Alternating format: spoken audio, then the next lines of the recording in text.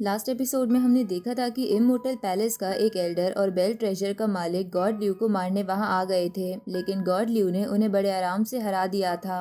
पर किसी के कहने पर उन्होंने उन दोनों को जान से नहीं मारा था, जिसके बाद उन्होंने ये ऐलान कर दिया था कि एलेक्स उनका स्टूडेंट है और कोई भी अगर उसे पंगा लेगा तो वो उसे मार देगी। अब आगे तो इस एपिसोड की शुरुआत में हम देखते हैं कि एलेक्स और गॉड ल्यू एक पहाड़ की एज पर खड़े थे, जहां गॉड ल्यू एलेक्स को बताती है कि एक बार जो बंदा एंशिएंट गेट में चला जाता है उसका वहां से बाहर निकलना बहुत ही मुश्किल होता है। इसलिए मैं भी कोई ओरिजिनल बॉडी नहीं हूँ, बल्कि एक स्पिरिचुअल बॉडी हूँ जो कुछ लिमिटेड टाइम के लिए यहाँ आई है। इसलिए अगर तुम्हारा कल्टीवेशन से रिलेटेड कोई क्वेश्चन है तो तुम आज पूछ सकते हो, क्योंकि हो सकता है हम फिर कई सालों बाद मिले। इस पे एलेक्स कहता है कि मैं जानना चाहता हूँ कि आप एंशिएंट गेट में क्यों गई हैं और वो किस तरह की जगह है। इस पे गॉडल्यू कहती है कि मैं उस वर्ल्ड को डिस्क्राइब नहीं कर सकती, साथ ही मुझे ये भी नहीं पता कि मेरी वो जर्नी कितना समय लेगी, पर मुझे ये पता है कि उसे पास करने के बाद मैं जिस वर्ल्ड को जानती हूँ उस पे वापस नहीं आ पाऊंगी, क्योंकि तब तक वो वर्ल्ड बहुत बदल चुका होगा। जिस जगह पर मैं रह रही हूँ वो जगह तब तक शायद खत्म हो जाएगी और जिन लोगों को मैं जानती हूँ तब तक शायद वो मर चुके होंगे। साथ ही गॉड ल्यू एलेक्स को एक बैटल के बारे में बताती है कि जिसके बारे में गॉड ल्यू एंशिएंट गेट में गई है। जिसके बाद गॉड ल्यू कहती है कि पुराने समय से लोग एंशिएंट गेट में जाते रहे हैं, लेकिन कोई भी अपनी मंजिल तक नहीं पहुंचा है और मैं भी बस अपनी कोशिश कर रही हूँ, क्योंकि हो सकता है मैं भी अपनी मंजिल तक ना पहुंच सकूं और मेरी बॉडी भी खत्म हो जाए। ये सुन के एलेक्स कहता है कि क्या आप आने वाले डिजास्टर या वॉर का बदला लेने की तैयारी कर रहे हो। इस पे गॉडल्यू कहती है कि मैं कोई बदला नहीं लेना चाहती, मैं बस चाहती हूँ कि वो डिजास्टर ना हो। साथ ही मैं ये भी नहीं चाहती कि जैसे एंशिएंट इमोर्टल वर्ल्ड के लोगों के साथ हुआ था कि उन लोगों पर कर्स लग गया था, तो मैं वैसा भी नहीं चाहती। ये सुन के एलेक्स कहता है कि आपने मेरी अब तक बहुत मदद करी है, इसलिए मैं भी आपके साथ उस वॉर में चलकर फाइट करूंगा। इस पे गॉड ल्यू कहती है कि इस वॉर में स्ट्रॉन्ग लोगों के भी जीतने के चांसेस नहीं होते और तुम तो अभी बहुत कमज़ोर हो, और अगर तुम शायद थोड़ी स्ट्रॉन्ग भी बन जाओ तब भी तुम शायद उस वॉर में कोई बदलाव ना ला पाओ। ये सुन के एलेक्स कहता है कि आप मुझे बस थोड़ा वक्त दीजिए, तब तक मैं बहुत ज़्यादा स्ट्रॉन्ग बन जाऊंगा और वर्ल्ड के सारे एनिमीज को हरा के आपके साथ वॉर को ज्वाइन करूंगा। ये सुन के गॉड ल्यू कहती है कि भले ही मैं ये वॉर जीत भी जाऊं, पर इसके बाद मैं बस इस पूरे वर्ल्ड में अकेली रह जाऊंगी, इसलिए मैं नहीं चाहती कि तुम भी मेरे वाला पाथ चुनो। इस पे एलेक्स कहता है कि मैं एक दिन इतना स्ट्रांग बन जाऊंगा कि मैं अपने आसपास की हर सिचुएशन को कंट्रोल कर सकूं, और भले ही मैं अकेला रह जाऊं पर फिर भी मैं आपका साथ ज़रूर दूंगा। ये सुन के गॉडल्यू कहती है कि तुम सिचुएशन की गंभीरता को समझ नहीं रहे हो। एक दिन तुम्हें ऐसा लगेगा कि तुम्हारी सारी दुनिया उल्टी हो गई है और तुम पूरी दुनिया में अकेले हो, जिसके बाद तुम भले ही जितने मर्जी स्ट्रांग हो, तुम खुद को बस अकेला महसूस करोगे और तुम अपने लोगों को अपनी आंखों के सामने मरता देखोगे। तब क्या तुम्हें लगेगा कि ये तुमने जो भी किया वो वर्थ इट था। इस पे एलेक्स कहता है कि मेरी डिटर्मिनेशन बहुत ज़्यादा स्ट्रांग है, मैं अपना डिसीजन नहीं बदलूंगा और पूरी दुनिया में सबसे स्ट्रांग बन के रहूंगा। ये सुन के गॉड ल्यू एलेक्स की तरफ देखती है और उन्हें पुराना एलेक्स याद आने लगता है कि कैसे वो बचपन में बिल्कुल अकेला था और वो यहाँ तक आने के लिए कितना तरसा है। तो अब गॉड ल्यू एलेक्स से कहती है कि ठीक है, अगर तुम यही चाहते हो, पर तुम्हें सबसे पहले अपने आप को स्ट्रांग बनाना होगा, जिसके बाद तुम समय आने पर मुझे खुद ढूंढ पाओगे और सब सिचुएशन भी समझ जाओगे। इसके बाद गॉड ल्यू बोलती है कि मैं यहाँ से जा रही हूँ, लेकिन जाने से पहले मैं तुम्हें दिखाना चाहती हूँ कि अगर तुम ऐसा डिसीजन लेते हो तो तुम्हारे साथ फ्यूचर में क्या होगा, इसलिए अपनी आंखें बंद करके फोकस करो। ये सुन के एलेक्स वैसा ही करता है और देखता है कि पूरी वॉर के बाद वो जंग के मैदान में अकेला खड़ा है और उसके आसपास कोई नहीं है। ये देखकर एलेक्स थोड़ा चौंकता है और बोलता है कि ऐसा नहीं हो सकता, हर चीज़ को बदला जा सकता है और मैं फ्यूचर बदल कर रहूँगा और ऐसा कुछ भी नहीं होने दूंगा। तभी गॉड ल्यू एलेक्स से कहती है कि तुम्हारे इस डिसीजन से तुम अपने आसपास के सभी लोगों को गवा दोगे और तुम बहुत ही अकेले पड़ जाओगे और दुखी रहोगे। ये सुन के एलेक्स कहता है कि आप गलत कह रही हैं। मैं इतना ताकतवर बनूंगा कि मैं सब कुछ बदल सकूं और फिर मैं एक ऐसा फ्यूचर बनाऊंगा जहां सब लोग अच्छे से रहें और उस जगह पर मेरे सभी जानने वाले भी होंगे। ये सुन के गॉड ल्यू कहती है कि तुम्हारा सपना तो काफ़ी अच्छा है, पर इसे रियलिटी में बदलना काफ़ी मुश्किल है और शायद ये रियलिटी बन भी ना पाए। ये सुन के एलेक्स कहता है कि अगर मुझे बस एक माचिस की रोशनी जितनी होप भी मिलेगी तब भी मैं अपनी पूरी ताकत लगा दूंगा। इसलिए आप बस मुझे बताइए कि आगे मुझे अब क्या करना है। इस पे गॉड ल्यू कहती है कि तुम फिलहाल बॉर्डर को क्रॉस करो, जिसके बाद तुम सब कुछ खुद ही समझ जाओगे। पर तुम इतना याद रखना कि तुम जितनी मर्जी नॉलेज इकट्ठा कर लो, तुम उससे स्ट्रॉन्गेस्ट नहीं बन पाओगे। तुम्हें स्ट्रॉन्ग बनने के लिए खुद का पाथ चुनना होगा। अब गॉड ल्यू ये बोल के वहाँ से चली जाती है, जिसके बाद एलेक्स कहता है कि मैं अपना पाथ ज़रूर चुनूंगा, पर मैं ये भी श्योर हूँ कि मैं फ्यूचर में आपका साथ ज़रूर दूंगा। तभी वहाँ पर डाउलिन, वो इमोर्टल बीइंग और वो ड्रंकन मास्टर आ जाता है, जहाँ वो ड्रंकन मास्टर एलेक्स से कहता है कि आगे का सफ़र मुश्किलों से भरा है, इसलिए संभल कर चलना। तो ये सुन के एलेक्स उनको मदद के लिए थैंक यू बोलता है, जिसके बाद वो ड्रंकन मास्टर और इमोर्टल बीइंग वहाँ से चले जाते हैं, जहाँ इसके बाद डाउलिन रह जाता है, जिन्हें एलेक्स वो सब कुछ बताने की कोशिश करता है जो उसने फ्यूचर में अभी अभी देखा था, पर वो बता नहीं पा रहा था। तो डाउलिन एलेक्स से कहता है कि अगर तुम्हें बोलने में मुश्किल हो रही है तो मत बोलो, पर तुम्हारा फोकस बदलने मत देना। इसके बाद डाउलिन एलेक्स को एक गिफ्ट देता है जो एंशिएंट इमोर्टल के लोगों ने उसे देने के लिए डाउलिन से कहा था, जिसके बाद डाउलिन आराम करने के लिए वहां से चला जाता है। आगे एलेक्स अपने पेरेंट्स से मिलने आता है, जहां उसकी मदर एलेक्स को देखकर काफ़ी इमोशनल हो जाती है और उससे कहती है कि तुमसे मिले हुए मुझे काफ़ी समय हो गया, इसलिए मुझे तुम्हें सही से देखने दो। तभी एलेक्स का भाई भी उसे ग्रीट करता है। उसी वक्त एलेक्स वहाँ उसकी मदर के क्लैन के एक एल्डर को भी वहाँ देखता है, जिसके बाद एलेक्स उनसे कहता है कि आपका क्लैन मेरी मदर का बर्थ प्लेस था, इसलिए मैं पास्ट की सारी दुश्मनी भुलाना चाहता हूँ। इस पे वो एल्डर कहता है कि मैं भी यही चाहता हूँ और मैं चाहता हूँ कि हम दोनों दोस्ती कर ले। साथ ही वो एलेक्स से कहता है कि मेरे क्लैन के गेट तुम्हारे लिए हमेशा खुले हैं। इस पे एलेक्स कहता है कि आपके क्लैन में मेरा भाई है जो ज़रूर फ्यूचर में बहुत ताकतवर बनेगा, तो अभी फ़िलहाल मैं क्लैन में नहीं आ सकता, पर फ्यूचर में अगर आपको हेल्प की ज़रूरत होगी तो मैं मदद ज़रूर करूँगा।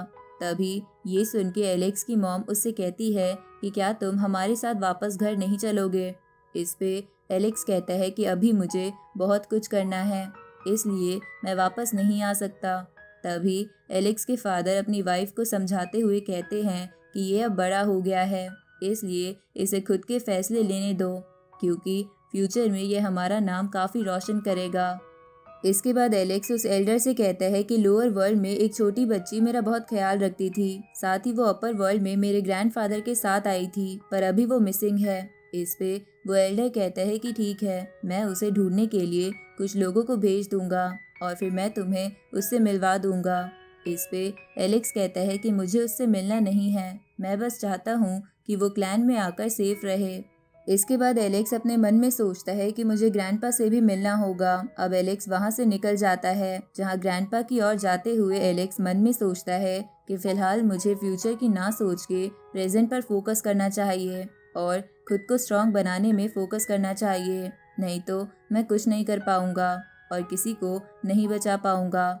आगे एलेक्स ग्रैंडपा के पास आ जाता है, जहाँ ग्रैंडपा एलेक्स को देखकर काफ़ी खुश हो जाते हैं।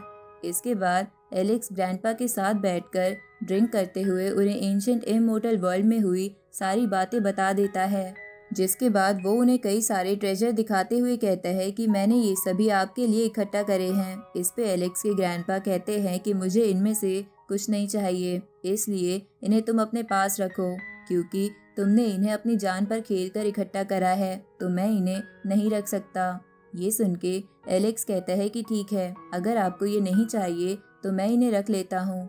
इसके बाद एलेक्स उस होली ट्री को निकालता है जो उसने कुछ दिनों पहले कलेक्ट करा था। इसके बाद वो उसका एक हेवनली डाइटी फ्रूट ग्रैंडपा को ऑफर करते हुए कहता है कि भले ही आप इस फ्रूट का इस्तेमाल मत करो, पर आपको इसे रखना ही होगा। तो उस हेवनली डाइटी फ्रूट को देखकर ग्रैंडपा चौंक जाते हैं और उससे पूछते हैं कि तुम्हें ये कहाँ से मिला। तो एलेक्स उन्हें सारी बात बता देता है। आगे ग्रैंडपा एलेक्स से कहते हैं कि तुम अब काफ़ी बड़े हो चुके हो। इसके बाद एलेक्स अपने ग्रैंडपा से कहता है कि अब मुझे जाना होगा क्योंकि मुझे अब स्ट्रांग बनना है। इसके बाद वो अपने मन में सोचता है कि मुझे किसी से मिलकर सबसे पहले अपना प्रॉमिस भी पूरा करना है। आगे एलेक्स बैम्बू फॉरेस्ट में आ जाता है जहाँ वो पिछली बार जिया से मिला था। साथ ही एलेक्स के हाथ में एक गिफ्ट भी था जो उसके ग्रैंडपा ने उसे दिया था ताकि वो उसे जिया को दे सके। तो एलेक्स उस गिफ्ट को लेकर सोचने लगता है कि वो कैसे ये गिफ्ट जिया को देगा। इसके बाद वो गिफ्ट देने की प्रैक्टिस करने लगता है कि वो कूल बनते हुए बोलेगा कि ये तुम्हारे लिए है पर ये तुमसे ब्यूटीफुल नहीं है। इसके बाद एलेक्स जिया को देखने के लिए काफ़ी एक्साइटेड हो जाता है और भागते हुए जिया के घर की तरफ जाने लगता है जहाँ जाके वो चौंक जाता है क्योंकि जिया का घर तबाह हो गया था। तभी उस घर के पास एलेक्स दो पेड़ देखता है जो जिया और एलेक्स ने साथ मिलकर लास्ट टाइम लगाए थे, जहाँ उन्हें लगाते हुए जिया ने एलेक्स से कहा था कि जब तक तुम वापस आओगे तब तक ये ट्री काफ़ी बड़े हो चुके होंगे और इस गार्डन की ब्यूटी को बढ़ाएंगे। तो अब जिया को वहाँ ना देखकर एलेक्स को गुस्सा आने लगता है और वो बोलता है कि ये जगह ली हुओ सिटी के अंडर आती है तो ज़रूर इस सिटी के मेयर को पता होगा कि यहाँ क्या हुआ है। इसलिए वो तुरंत ही ली हुओ सिटी के मेयर हॉल में चला जाता है और मेयर को टॉर्चर करते हुए उससे जिया के बारे में पूछने लगता है, पर वो जिया को नहीं जानता था। तो एलेक्स अपनी एक सोल टेक्निक से उसकी मेमोरी चुरा लेता है और उसे पता चलता है कि स्काई ह्यूमन क्लैन के दो सोल्जर्स ने जिया का घर जला दिया था। इस तरफ हम उन्हीं दो सोल्जर्स को देखते हैं जो उसी बैम्बू फॉरेस्ट में घूम रहे थे, जहां घूमते हुए वो बात कर रहे थे कि वो लड़की तो काफ़ी सुंदर थी, भले ही वो लोअर वर्ल्ड की पापी खून वाली लड़की थी, पर फिर भी उसकी सुंदरता का जवाब नहीं था। लेकिन वो हमारे चंगुल से भाग गई, पर अगर वो हमें दोबारा मिल गई तो हम उसका फ़ायदा उठाएंगे।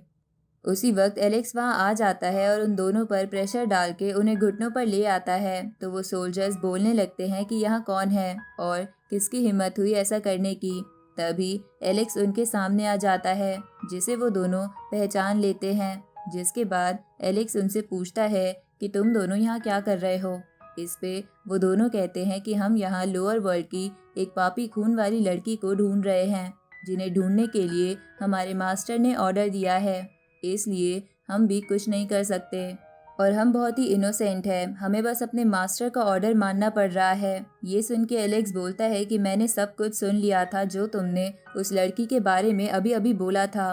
अब एलेक्स अपनी तलवार से उन दोनों को जान से मार देता है और फिर उन दोनों की मेमोरी चुरा के देखता है कि वो दोनों जिया को ढूंढने कहाँ जाने वाले थे। तो एलेक्स भी उसी जगह पर आ जाता है जहाँ जिया एक पेड़ के नीचे बैठी थी और एलेक्स के ठीक होने के लिए गॉड को प्रे कर रही थी। तो एलेक्स जिया से कहता है कि तुम्हारी प्रेयर्स की वजह से आज मैं ठीक हूँ। तो एलेक्स को देखकर जिया की आंखों में आंसू आ जाते हैं और वो उसे गले लगा लेती है, जिसके बाद एलेक्स जिया से पूछता है कि ये जगह काफ़ी डेंजरस है तो तुम यहाँ क्यों आई थी। इस पे जिया कहती है कि मैंने लास्ट टाइम तुम्हें यही जगह दिखाई थी तो मुझे लगा कि अगर मैं कहीं और जगह जाऊंगी तो तुम मुझे नहीं ढूंढ पाओगे और सोचोगे कि मैं मर गई। इस पे एलेक्स कहता है कि मैं एंशिएंट इमॉर्टल वर्ल्ड से भी जिंदा वापस आ गया तो तुमने कैसे सोच लिया कि मैं तुम्हें नहीं ढूंढ पाता। इसके बाद जिया एलेक्स से पूछती है कि तुम्हारा एंशिएंट इमॉर्टल वर्ल्ड का एक्सपीरियंस कैसा रहा, क्या तुमने वहाँ कई सारी डेंजर फेस करे। इस पे एलेक्स कहता है कि मुझे कुछ भी नहीं हुआ है, मैंने बस वहाँ थोड़ी ट्रेनिंग और फाइट करी थी। इस पे जिया कहती है कि मैं मान नहीं सकती क्योंकि एंशिएंट इमॉर्टल वर्ल्ड बहुत बड़ा है और वहाँ कई सारे एनिमी हैं तो उन्होंने तुम पर ज़रूर अटैक करा होगा और तुमने उनसे काफ़ी डट कर फाइट करी होगी। इसके बाद जिया चेक करने लगती है कि एलेक्स को कहीं चोट तो नहीं लगी। तभी एलेक्स कहता है कि तुम मेरी चिंता मत करो, मैंने एंशिएंट इमॉर्टल वर्ल्ड के अपने सारे दुश्मनों को हरा दिया है। तो जिया कहती है कि मुझे ये देखकर काफ़ी अच्छा लगा कि तुम सेफ वापस आ गए। तो एलेक्स कहते हैं कि मैंने तो पहले ही कहा था कि मैं एक जीनियस हूँ, मुझे कोई नहीं हरा सकता। इस पे जिया पूछती है कि क्या तुम पूरे वर्ल्ड में सबसे अच्छे हो। ये सुन के एलेक्स कहता है कि बिल्कुल, मैंने तो अपर वर्ल्ड के कई सारे हेवनली डाइटी को भी मारा था और मैंने तो कई सारे बड़े बीस्ट को पका कर भी खाया था। ये सुन के जिया कहती है कि तुम अब हेवनली डाइटी को भी मारने लगे हो, तो मुझे लगता है कि तुम फ्यूचर में पूरे वर्ल्ड पर राज करोगे। तभी एलेक्स जिया की आंखों में देखता है और उसे याद आने लगता है कि जिया बचपन में कितनी जिद्दी और चंचल थी, लेकिन इतनी मुश्किलें सहने के बाद उसका नेचर काफ़ी बदल गया है। तभी जिया कहती है कि तुम तो इतने ताकतवर हो गए हो, पर पता नहीं मैं तुम्हारा साथ कैसे दे पाऊंगी। इस पे एलेक्स कहता है कि तुम ये क्या सोच रही हो, हम दोनों लोअर वर्ल्ड से दोस्त हैं, तो तुम्हें क्या लगता है कि मैं इसकी फिक्र करूंगा कि तुम मेरे से कम लेवल पर हो। ऊपर से जब तक मैं तुम्हारे साथ हूँ तुम्हें लड़ने की भी जरूरत नहीं है। ये सुन के जिया अपने मन में सोचती है कि भले ही मैं कल्टीवेशन में आगे ना बढ़ पाऊँ, पर मैं बस एलेक्स के साथ जिंदगी बिता लूँ, मेरे लिए वही काफ़ी है। इसके बाद जिया कहती है कि मुझे ये सुन के काफ़ी अच्छा लगा कि तुम ये सोचते हो। इसके बाद वो एलेक्स से पूछती है कि तुम्हारे फ्यूचर के क्या प्लान्स हैं। इस पे एलेक्स अपने मन में बोलता है कि मैं फ्यूचर में स्ट्रांग बन के गॉड ल्यू का साथ देने वाला हूँ और उनके साथ वॉर लड़ने वाला हूँ, पर मैं ये बात जिया को नहीं बता सकता, वरना ये घबरा जाएगी। इधर जिया अपने मन में सोचती है कि तुम्हारा गोल बहुत बड़ा होगा और अगर मैं तुम्हारे साथ जाऊंगी तो मैं तुम्हारी बोझ बन जाऊंगी। इसलिए वो एलेक्स से कहती है कि तुम फ्यूचर में जो भी करना चाहो कर सकते हो, मैं हमेशा तुम्हारा इंतज़ार करूंगी। ये सुन के एलेक्स कहता है कि मैं फ्यूचर में जानना चाहता हूँ कि एंशिएंट इमोर्टल वर्ल्ड पर कर्स कैसे लगा था और एंशिएंट इमोर्टल वर्ल्ड के कई इमोर्टल्स कैसे मर गए। साथ ही मैं कई और मिस्ट्री भी सुलझाना चाहता हूँ, पर उसके लिए अभी बहुत टाइम है, इसलिए फिलहाल मैं बस प्रेजेंट पर फोकस करूँगा। इसके बाद वो जिया को वो गिफ्ट देते हुए कहता है कि मैं होप करूँगा कि ये तुम्हें पसंद आए। इस पे जिया कहती है कि तुम मुझे चाहे कुछ भी दे दो, मुझे वो ज़रूर पसंद आएगा। इसके बाद जिया देखती है कि वो एक खूबसूरत फ्रूट है, तो जिया कहती है कि ये तो एक हेवनली डाइटी फ्रूट लग रहा है, पर मैं तो बीमार नहीं हूँ, तो अगर इसे मैं खाऊंगी तो ये वेस्ट हो जाएगा, इसलिए तुम इसे रख लो।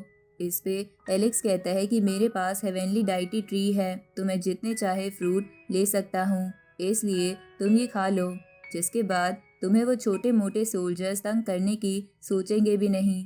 इसके बाद जिया वो फ्रूट खा लेती है और तुरंत ही उसकी फायर फीनिक्स स्पिरिट एक्टिवेट हो जाती है और वो हेवनली डाइटी लेवल पर पहुंच जाती है। इसके बाद जिया एलेक्स से कहती है कि मेरा कल्टीवेशन काफ़ी बढ़ गया है और मुझे ऐसा लग रहा है कि मेरी माइंड और बॉडी का दूसरा जन्म हुआ है, ये कैसा मैजिकल फ्रूट था। इस पे एलेक्स कहता है कि इस हेवनली डाइटी फ्रूट को खाने से कोई भी डायरेक्टली हेवनली डाइटी लेवल पर पहुंच जाता है और अब तो तुम्हारा लेवल मुझसे भी ज़्यादा है। इस पे जिया कहती है कि क्या सच में मैं हेवनली डाइटी लेवल पर पहुंच गई हूँ। ये सुन के एलेक्स कहता है कि अब तुम खुद को प्रोटेक्ट कर पाओगी, इसलिए चलो हम सबसे पहले स्काई ह्यूमन क्लैन चलकर तुम पर अटैक करवाने का कारण पूछते हैं। अब एलेक्स के ये पूछते ही ये एपिसोड यहीं ख़त्म होता है।